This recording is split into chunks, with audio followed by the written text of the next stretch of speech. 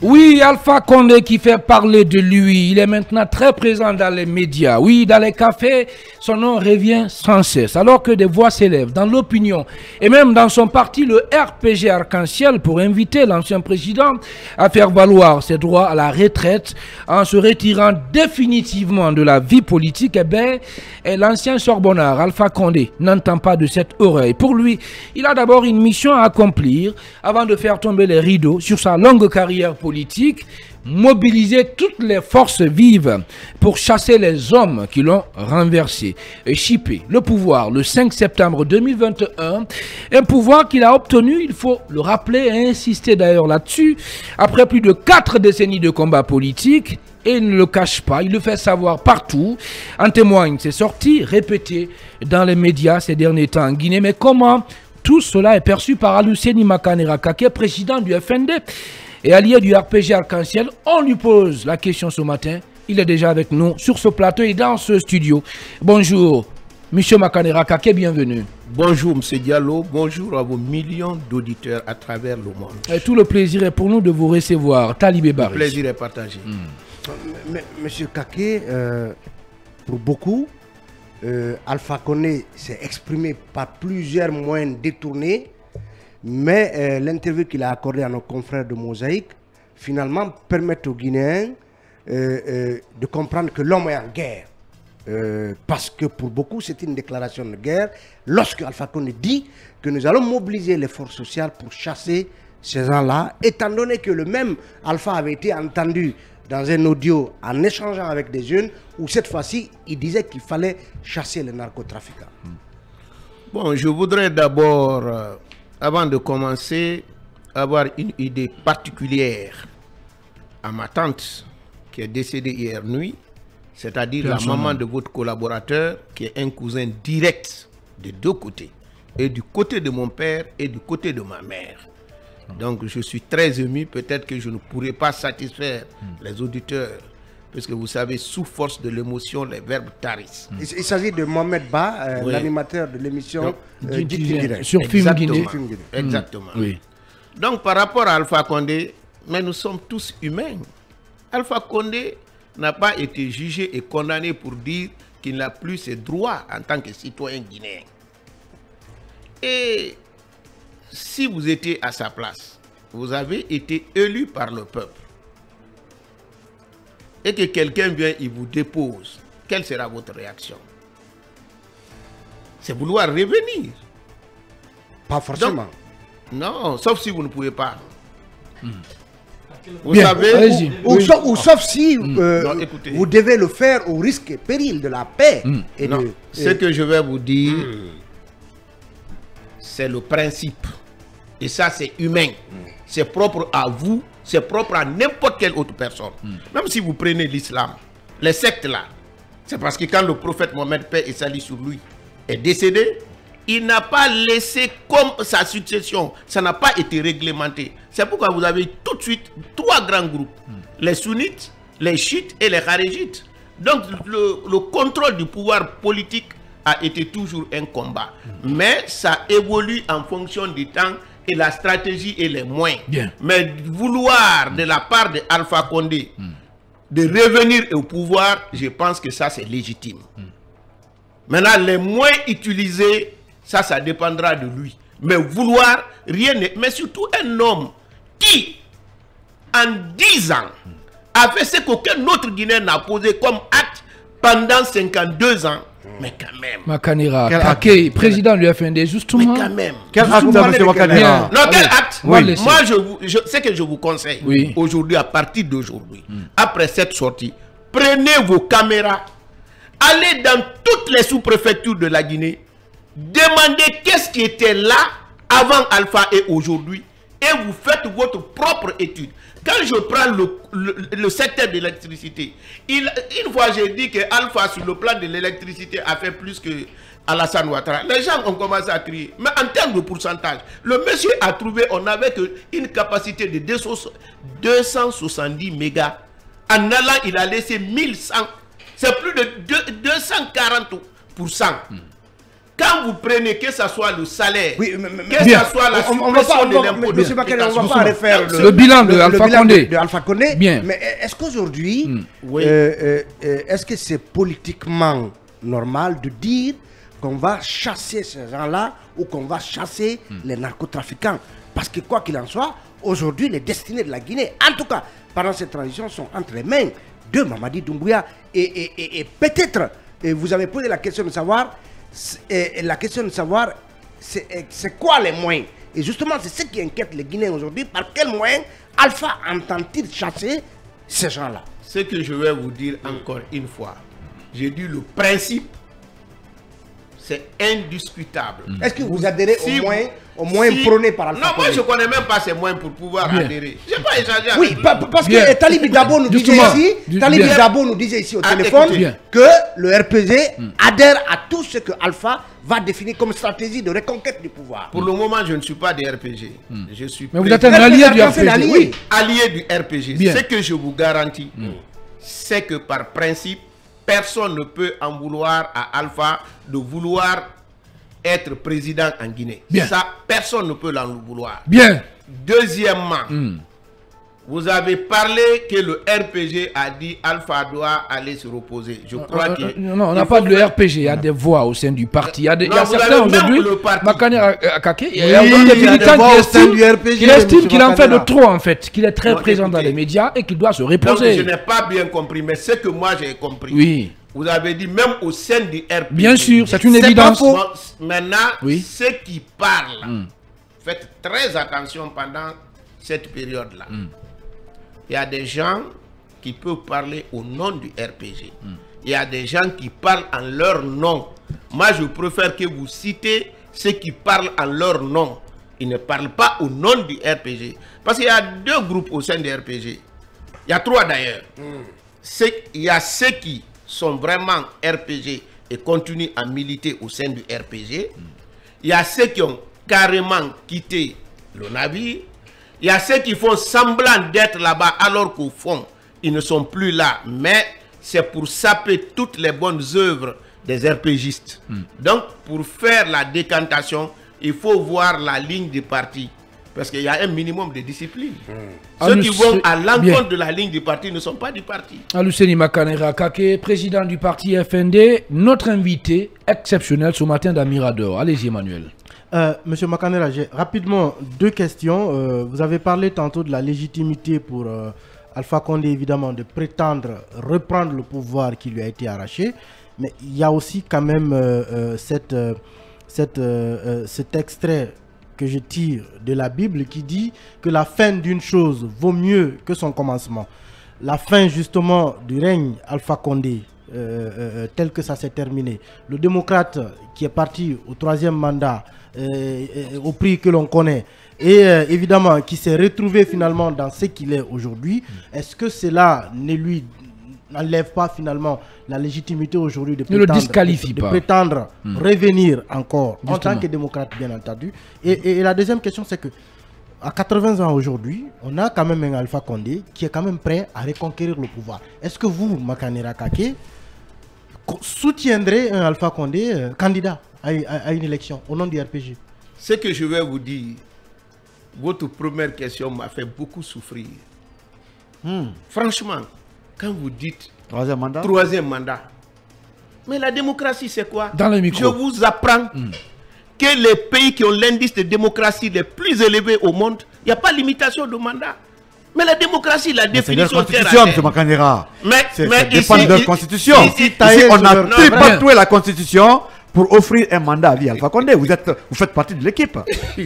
Mon Bien, grand allez-y. frère. On va le laisser. On va le Mon laisser. jeune Allez frère. au bout de ces idées. Allez-y. Quand j'entends certains de mes compatriotes parler, j'ai peur pour l'avenir de notre pays. Je crois qu'on va en parler un peu lors de... Parce qu'il y a un symposium il n'y a pas longtemps sur... j'ai vu Sur le du constitutionnalisme. Quand j'ai lu, j'ai pleuré. Et pourquoi? Quand j'ai lu Et les pourquoi comptes rendus de la presse, j'ai pleuré. Et pourquoi? Parce que Pour quelle le pays raison? est mal parti. D'abord, revenons, je vais vous répondre terre à terre. Vous avez dit constitution tripatouillée. Je vais vous dire, si nous sommes dans la légalité et même la légitimité, vous ne pouvez pas opposer une constitution qui a été adoptée par le peuple à une constitution qui a été imposée en 2010. Mais comment vous pouvez donner la légitimité à quelqu'un qui a pris le pouvoir? Il fait une constitution, vous dites que cette constitution est plus légitime que celui qui a été élu. Il faut être en Guinée pour entendre cette constitution. Bien. Cette constitution, mais quand même. On va réorganiser le débat. Allez-y. Allez-y. Mais on est dans quel pays? Bien. Je disais, oui. On ne pouvait, on pouvait à l'époque soumettre cette constitution. Tu as dit qu'est-ce qui a empêché Alpha Condé en 2010, après son élection, de soumettre cette constitution? Les arguments brandis à l'époque par vous qui soutenez le troisième mandat, c'était d'abord de mettre dans la constitution la candidature indépendante. Et finalement, c'était pour tailler un nouveau mandat à Alpha Condé. Et finalement, vous voyez ce que ça fait au président Alpha. Ce que je vais vous dire par principe. J'ai entendu beaucoup de choses. J'ai entendu même dire que la constitution la plus immuable, c'est la constitution américaine. Celui qui parle comme ça, c'est qu'il n'a aucune notion de la constitution américaine et aucune notion du droit constitutionnel. Et il ne connaît même pas les États-Unis d'Amérique. Parce que on ne peut pas comparer un État unitaire à un État fédéral. Un État fédéral, dans chaque État, il y a une constitution. Quand vous prenez les États-Unis, de 1791 à 1909, ils ont changé 127 fois la constitution au niveau des États fédérés. C'est l'étude d'un certain Francis Newton. Allez vous renseigner. Soit quasiment presque une constitution par an. Bien. Maintenant, quand j'entends les spécialistes ici dire non, c'est une constitution immuable. La France, de 1776 à 1958, ils ont changé 14 fois. Vous mettez des mandats à vie au président. En Guinée, on change pour offrir un mandat à vie au président. S'il vous plaît, Emmanuel, on ne peut pas parler à la fois, si vous le permettez. Ça aussi, je vais vous aider. Allez-y. Chaque président qui change, chaque groupe qui change une constitution le fait pour un but bien déterminé. Je crois qu'on a déplacé le débat. Le vrai débat, c'est la qualité du référendum. Ce n'est pas la possibilité de changer de la constitution. Pour se maintenir au pouvoir. Ça, c'est un principe universel. Le constituant d'aujourd'hui ne peut pas lier le constituant de demain. Ça, c'est un faux débat. C'est comme si j'entends... Est-ce que vous soutiendrez Alpha Condé pour son retour au pouvoir? Attendez d'abord qu'il soit candidat, comme ça je vous dis. Bien, d'accord. Alors, est-ce que vous êtes prêts? Vous êtes prêts quand même? Je dis... Attendons qu'il soit candidat, je vous dirai ma position. Merci beaucoup Emmanuel, merci à vous également Lincoln. Alors, M. Makani Akaki, que répondez-vous à ceux qui pensent que vous faites partie de ceux-là qui ont précipité, disons, qui ont fait précipiter la chute de Alpha Condé en soutenant le troisième mandat? Mais vous savez, moi je vous donne des exemples terre à terre. Le Burkina, il a fait 3 mandats. Burkina, il a fait 3 mandats. Non, pas du tout. Il n'a pas été renversé par un coup d'État. Non, attendez. Mais il y avait une situation intérieure à travers l'avancée du terrorisme et du djihadisme qui a expliqué, justement. Non, il y a une raison à ça. Un seul cas. Si c'était un seul cas, on va être d'accord. Mais si c'est général, on ne peut plus. On ne peut plus être d'accord. Le Mali, d'abord ATT, c'est à quelques mois de l'élection présidentielle à laquelle il ne devait même pas prendre part. Il a été renversé. Ibeka, c'est à quelques mois. Non, dis donc, laissez. Quand ils l'ont renversé, les terroristes étaient au nord. Quand il a été renversé, Ibeka, vous parlez de Ibeka du Mali. Mais cela n'a pas empêché de reprendre la même. Si c'était dû au terrorisme, ceux qui l'ont renversé, ils étaient simplement... Donc, en clair... Il a été renversé, ils étaient au nord. Donc, mais cela n'a pas empêché un autre groupe de renverser Ibeka encore. Bien, donc si on comprend bien... La première tentative de renversement pouvait réussir à Kipé. Bien, alors... Il n'avait même pas fait plus d'un an. Donc si je comprends bien... Ça n'a rien à voir avec l'affaire du troisième mandat. Bien. Moi, je pense que le débat important aujourd'hui, c'est comment... faire en sorte que la transition là soit apaisée. Bien, d'accord. Pour justement vous prendre... C'est ça le véritable débat. Pour justement coller à l'actualité d'Alpha Condé, vous dites que ce n'est pas lié au troisième mandat. Non, pas du tout. Alpha, dans un article publié avant-hier par Mosaïque, dans le cadre de l'entretien que ce site a eu avec Alpha Condé, Alpha dit qu'on m'a renversé parce que il savait que... Donc, on m'a renversé le 5 parce que le 6, il savait que j'avais préparé un chambardement au sein du gouvernement et de l'armée. Est-ce que ça, vous y croyez? Et en pointant du doigt notamment l'ancien chef d'état-major général des armées, Namori Traoré. Je ne peux ni confirmer ni infirmer. Je n'ai aucune information par rapport à ça, mais j'ai une conviction certaine que ça n'a rien à voir avec un troisième mandat.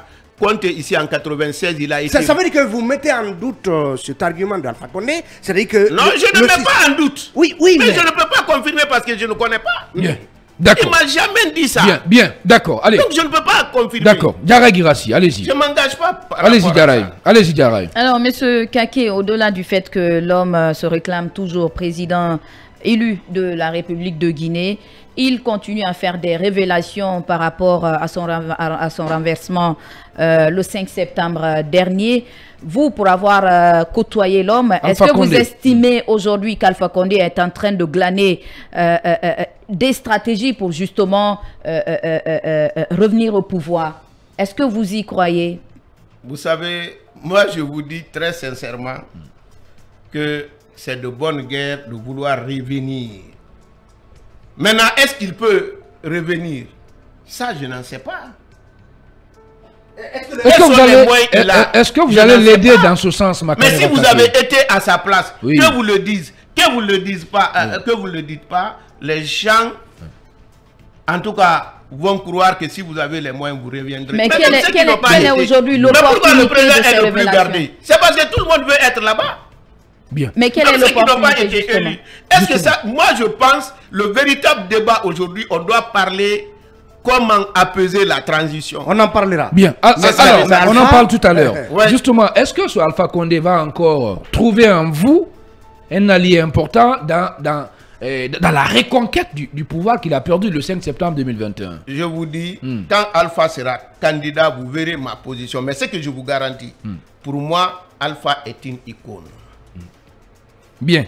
Pour moi, Alpha, c'est d'abord un héros vivant qui s'est battu pour l'instauration de la démocratie. Il était dans la boue. Nous étions ensemble pendant plus de 20 ans ici. À l'époque, il n'y avait pas moins d'armes létales, non létales. Hein. C'était les bérets rouges. Il s'est battu, il s'est sacrifié, il est arrivé au pouvoir. Et pendant ce pouvoir-là, j'ai été satisfait de la gestion. Parce que même, non, il a fait beaucoup de choses. Hein. Si on avait le temps, même les véhicules qu'on parlait là, dans son propre argent. Bien. Et son budget de souveraineté, il prenait dans ça pour acheter le véhicule, pour permettre à l'administration d'avoir les véhicules moins chers que le plus. Mais au même moment, les gens s'enrichissaient de façon illicite ici. Après le 5 septembre, on a vu des cadres qui se retrouvaient avec des milliards dans leur compte quand même. Mon frère, Makanera. Partout où je suis passé, j'ai dit que tout n'a pas été parfait. Je l'ai dit, hein. Je ne dirai jamais que les gens ne sont pas enrichis. Je ne le dirai pas. La corruption existe partout. C'est pourquoi. Bien. Mais le plus sombre et le plus catastrophique de la gouvernance. Mais à côté de tout cela, lui, il a limité. Il a commencé, heureusement que ces gens-là même commencent sur ça. Il a dit pour éradiquer la corruption, il faut des grands moyens. C'est pourquoi vous avez vu le paiement en nature, il a tout interdit. Tout était finalement électronique aux impôts un peu partout. Mais ça mettre en place la haute cour de justice qui pouvait limiter le dégât. Et de ce côté, il a pêché la refuser. Bien, d'accord. Allez, Makanera Kaké, si vous le permettez, les gars, on va demander la parole. Hein. Allez, et je rappelle que notre invité de parcours ce matin dans Mirador, c'est Makanera Kaké, qui n'est plus à présenter en Guinée, est président du parti FND. Très rapidement, Diarra Guirassy. Voilà, avant de passer, vous avez soulevé une question par rapport à la gestion du budget de souveraineté, hein, c'est cela. Au même moment qu'il dénonçait l'ex-chef d'état-major Namori Traoré, et au même moment il essayait de tirer d'affaire Dr Diané, parce que pour lui, tout simplement, Dr Diané ne devrait pas justifier l'utilisation de son budget de fonctionnement à lui. Est-ce que c'est une façon selon vous, pour Alpha Condé, de toujours faire croire à l'opinion qu'il compte justement sur Dr Diané, que Dr Diané a été aussi un collaborateur franc? D'abord, la sortie d'Alpha Condé, vous me justement, on va recadrer le débat. C'est dans ça que c'est très intéressant. Bien. Parce qu'avant sa sortie, tous ceux qui le sont restés fidèles ont été considérés comme des traîtres. Que Alpha Condé ne veut même pas les voir. C'est eux qui ont trahi Alpha Condé. Mais il est venu quand même rétablir les gens. Même moi, j'étais gêné. Comment? Ah! On n'a pas dit que c'est nous qui avons trahi Alpha Condé. Ici. Même au sein de ceux qui se réclament du RPG là. Qui font semblant d'être RPG alors qu'ils ne le sont pas. Dès que tu parles, c'est vous qui avez trahi Alpha Condé. Mais Alpha Condé est mieux placé. Et heureusement, il parle de dire qui l'a trahi, qui ne l'a pas trahi. Donc, des gens qui ne l'ont pas cité, qui n'ont pas trahi, évidemment. Bien. Ils sont tranquilles. D'accord. Maintenant, par rapport au budget, la dernière fois, je vous ai entendu parler ici. Mais ma nièce, c'est que je vais vous apprendre. On ne se bat pas aujourd'hui pour que la justice soit appliquée parce qu'on défend Kassory, Diané ou chose. Celui qui défend une bonne justice, tu te défends toi-même et la société. Bien. Ça, je vous le dis. Hein. Bien. Quand on dit non, autant de Kassory, il y avait les gens en prison. Non, il n'est pas poursuivi parce que les gens étaient en prison. Il est poursuivi pour un détournement. Il est resté 8 mois. Alors que le maximum de détention devait être 4 mois. On en parlera. On en parlera tout à l'heure. Chose que vous-même vous avez dénoncé lorsque vous étiez au sein de la classe politique. Mais c'est quand même paradoxal de vouloir peindre tout cela. On va structurer le débat. Si vous le permettez, on parlera des prisonniers politiques, de ces anciens dignitaires du régime Alpha Condé qui croupissent en prison. En attendant, oui, Mamadou Yaya Baldé, toujours dans l'actualité, liée aux sorties de Alpha Condé. Bien, vous avez tout à l'heure parlé des trahisons. Il y a l'intellectuel allemand Gott qui a dit on n'est jamais trompé, on se trompe seul. Est-ce que le président Alpha Condé ne s'est pas trompé lui-même en régnant un peu ses engagements, les idéaux pour lesquels il s'est battu? Ça, c'est ma première question. Alors, la deuxième question, c'est de savoir, comme vous avez dit tout à l'heure, que la constitution de 2010, vous avez essayé de la remettre en cause parce que sous prétexte qu'elle n'était pas, adoptée, adoptée par référendum. Donc, est-ce que ça veut dire que tous les actes que le président Alpha Condé a posés, parce qu'il a prêté sur la même constitution, est-ce que tous les actes qu'il a posés sont nuls et de non-effet? Merci. D'abord, votre première question, dire qu'on n'est pas trahi, on se trahit par lui-même. Ouais. L'intellectuel allemand, là, je ne suis pas d'accord avec vous. Bien. Ouais. Pas du tout. On est toujours trahi. Ah. Ça, c'est clair. Sinon, le mot même n'allait pas exister. Par rapport maintenant, vous savez, en droit, il faut... Même s'il n'y avait pas de loi, quand il y a la pagaille ici, ça c'est même constitutionnel, agit celui qui est en position d'agir. Donc, par rapport à la constitution de 2010, je vous apprends, avant même que ça ne soit imposé à la Guinée, nous on a créé une force qu'on appelle FONA, présidée par Marc Ona, qui est au ministère des Postes et Télécommunications, où nous avons dit que nous nous imposons à ce qu'une constitution soit imposée au peuple par le CNDD. Mais les politiques nous ont convaincus pour dire, entre plusieurs mots, on préfère le moindre mal. Le moindre mal aujourd'hui, pour retirer le pouvoir dans les mains des militaires, c'est d'accepter cette constitution.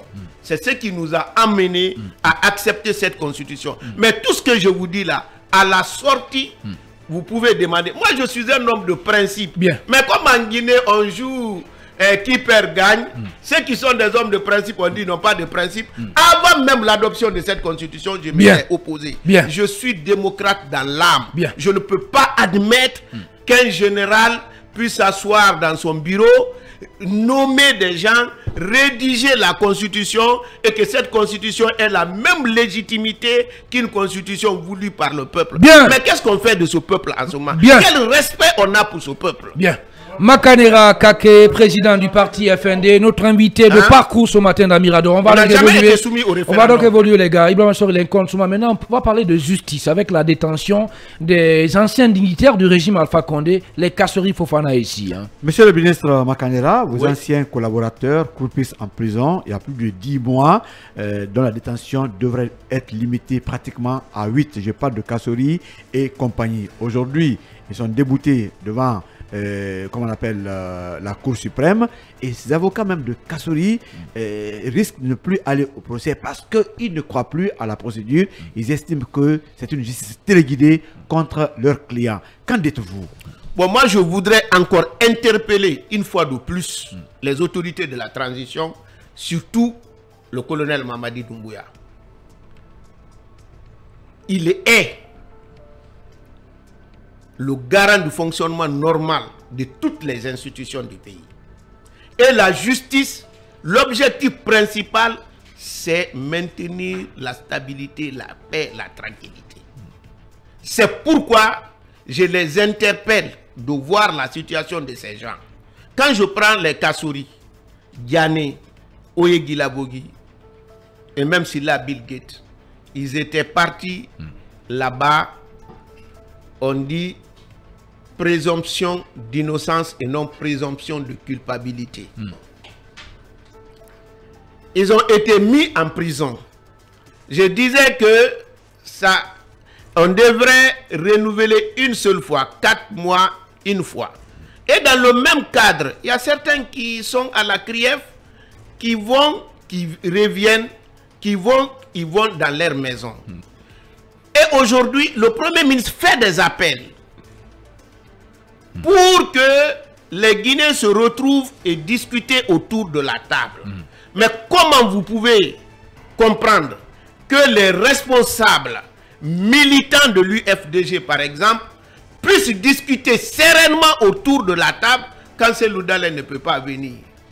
Comment les militants et responsables du RPG Arc-en-Ciel et alliés puissent aller discuter sereinement autour de la table quand les Diané, les docteurs Kassory sont en prison? Puisqu'en réalité, ils ne peuvent pas fuir de ce pays. Bien. Ils peuvent, en attendant, parce que moi je ne veux pas m'intéresser au fond. Le fond, ce sera discuté s'il y a jugement.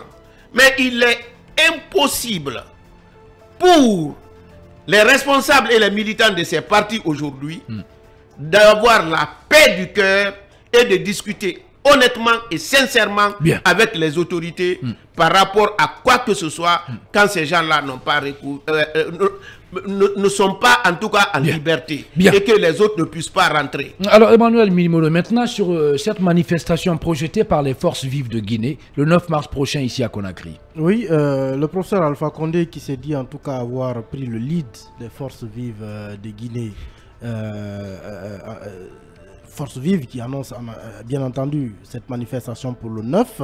D'abord, est-ce que vous avez des craintes par rapport à l'issue de cette journée de manifestation? Mais il y a aussi quand même une certaine désolidarisation de certaines fêtières des organisations de la société civile, dont le CNOS notamment, qui a décidé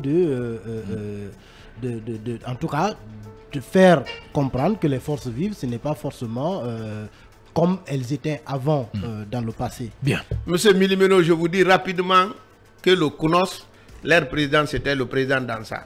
Vous êtes surpris de voir que ces gens-là se désolidarisent. Vous savez ce qui nous tue en Guinée? C'est cette forme-là. Attention au raccourci aussi, il n'est plus là-bas. Non, mais c'était lui le président. Oui, mais il n'est plus là-bas. Justement, il est le président du CNT. Il n'y est plus. Non, je dis, il était là-bas. Donc ce sont ces hommes, je dis ce que je connais. Bien. Je dis ce que je connais. Moi j'ai des craintes, je vous dis honnêtement parlant. Même la démarche du CNRD, je crains. Parce que quand on va menacer, ils n'auront plus de répondants. Vous savez, c'est des situations que j'ai gérées. Quand j'étais dans le micro, oui. Ils n'auront plus de répondants, mais cela n'empêchera pas des manifestations.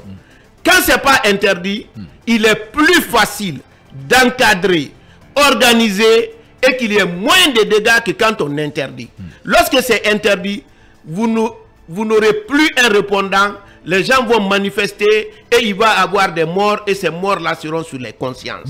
C'est pourquoi moi j'ai demandé à ce que le Premier ministre, en tant que celui qui est désigné par la charte, je crois, comme devant présider le dialogue, de prendre son bâton de pèlerin. Il ne faut pas qu'on fasse peur au président de CNRD, dire qu'il ne va pas faire émission dans les affaires judiciaires. Non, c'est dans le mauvais sens.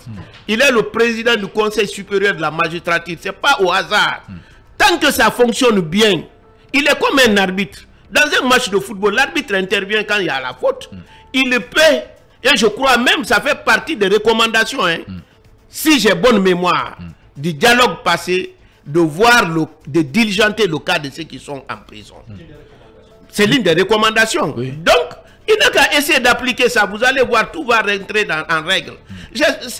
C'est pourquoi j'ai dit, on a un sérieux problème. Je vous dis, j'ai suivi vos comptes rendus lors du symposium.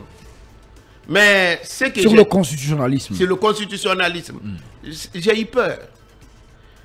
Comment on peut écrire, quand on fait ça, tous les partis seront malades. On veut la démocratie, mais on veut que les partis soient malades. Mais vous savez, l'origine, c'est quoi? Les années 90, on a voté la loi fondamentale. Le président Conté au pouvoir, il a pensé que les politiques, c'est seulement ceux qui sont de l'opposition. Donc, on a criminalisé les partis politiques. Depuis ça, même les intellectuels. Quand je vois un intellectuel qui fait un travail, il cherche à savoir comment il faut limiter ou réduire la puissance des partis politiques. Et au même moment, il dit qu'il défend la démocratie. C'est contradictoire. Deuxièmement, ils disent que les partis politiques en Guinée sont prépondérants. C'est pas vrai. Ils n'ont aucune force. On dit parce que c'est eux seuls qui peuvent présenter les candidats à l'élection présidentielle. Mais ça, c'est un principe qui a été consacré et qui est complètement arrêté par un autre qui dit que pour être candidat, il faut 800 millions, près d'1 milliard.